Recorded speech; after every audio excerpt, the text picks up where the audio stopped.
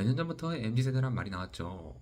회사에서는 연구 대상이라고 하고 사회적으로는 이 MZ세대와 기성세대 간의 갈등이 심각하더라고요. 이 MZ세대가 무엇이길래 이렇게 이슈가 되는 것인지 세정남에서 깨끗이 정리해 보도록 하겠습니다. 사실 무슨 세대라는 것은 예전부터 있었습니다. 베이비부머 세대, X세대, 그리고 MZ인 밀레니얼 세대와 Z세대까지. MZ세대는 10대부터 30대까지를 표현하지만 젊은 Z세대가 구분을 좀 지어달라 라는 의견에 따로 보는 시각도 있습니다. 하지만 이번 영상에서는 MZ를 묶어서 표현하도록 할게요. MZ세대는 어떠한 사회 구성보다는 본인에게 중점이 맞춰져 있습니다.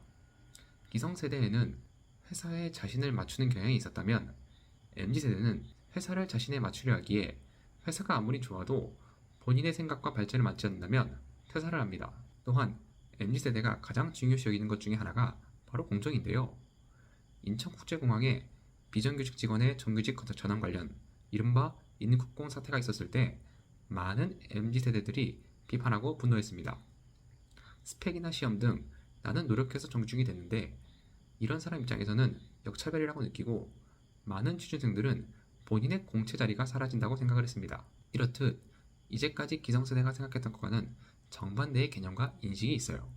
그럼 짧게 각 시대별 특징과 키워드를 알아볼까요? 베이비붐 세대는 새마을 운동입니다. 새마을 운동 때는 범국가적인 발전을 위해 국민 모두가 노력했어요. 고속 경제성장 시대였기에 베이비붐 세대는 국가 발전을 몸소 경험했죠. 다음으로 X세대는 민주화 운동입니다. X세대는 역동의 민주화 시기를 거치고 대한민국 경제의 황금기를 지냈어요.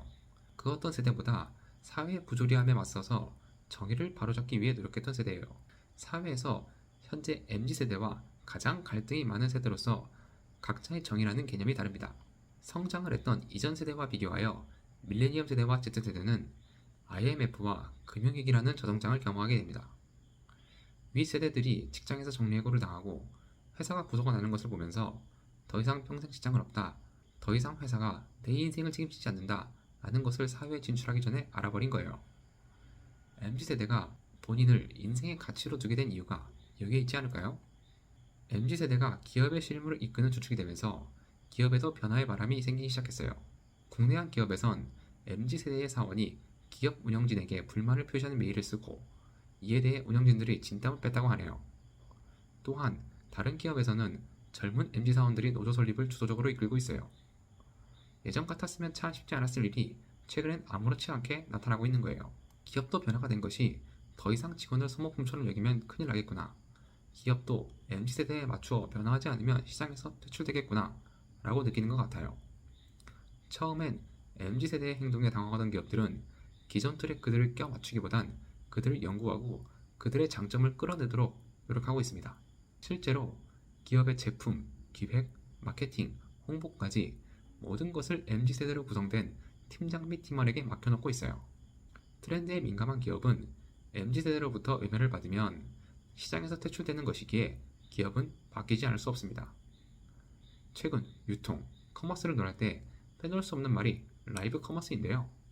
라이브 커머스의 시장 형성 배경에는 라이브 스트리밍 서비스가 친숙한 MZ세대가 시장의 주요 소비층의 영향도 매우 큽니다. 그리고 워케이션이란 말이 있죠. 내가 있는 장소 및 시간이 바로 업무 공간이 되는 것으로 재택근무를 뛰어넘는 개념입니다.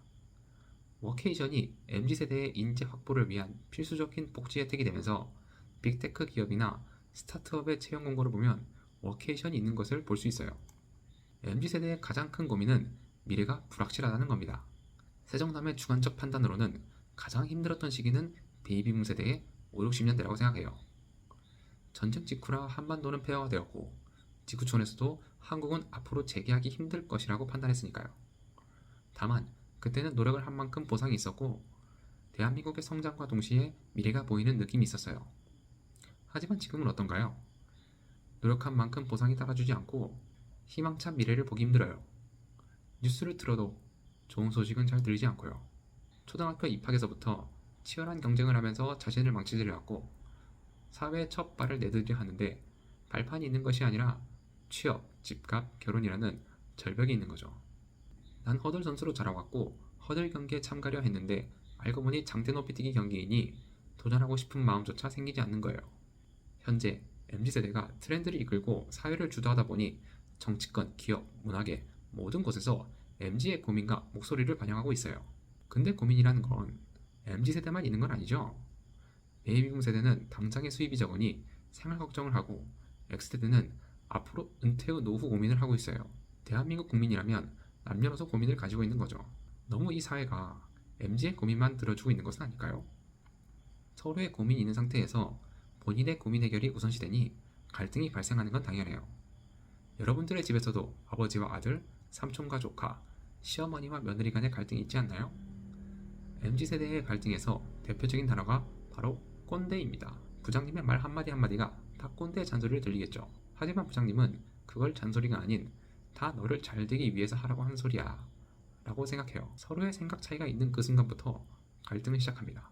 서로 대화를 통해 갈등을 해결할 수 있으면 참 다행이겠지만 MZ세대와의 갈등은 일단 시작되면 대화를 하는 것조차 어렵습니다. 어차피 대화해봤자 라는 생각이 들기 때문에 갈등의 골은 점점 깊어만 가요. 남녀 갈등, 지역 갈등, 그리고 오늘 말한 MZ세대, 기성세대 간의 세대 갈등까지. 이런 갈등들은 막대한 사회적 비용과 문제를 야기합니다. 화산 폭발 전에 여러 징조가 쌓이고 쌓이다 크게 분출하듯 쉽진 않겠지만 큰 문제가 되기 전에 우리 사회가 이 갈등의 물꼬를 풀어줘야 할 필요가 있다고 생각해요. 세월이 흐르면 언젠가 MZ도 나이가 들어 40, 50대가 되겠죠. 지금 MZ 역할을 하는 젊은 새로운 세대도 등장을 할 것이고요. 미래가 어떻게 될지는 아무도 모릅니다. 그렇기에 새로운 세대의 성향과 특징을 알 수는 없어요. 하지만 언제나 그랬듯 세대 차이와 갈등은 반드시 있을 것이고요. 서로의 시대를 경험하지 못한 것이기에 본인이 제일 힘든 것은 당연해요. 남성분들은 아시겠지만 친구들끼리 누가 군생활을 제일 힘들게 했지? 라고 할 때 다들 본인이라고 말씀하시진 않나요? 서로의 시대를 이해하는 것도 중요하지만 먼저 존중하는 자세가 우리들에게 가장 필요할 것 같습니다. 오늘의 정리는 여기까지고요. 지금까지 세정남이었습니다.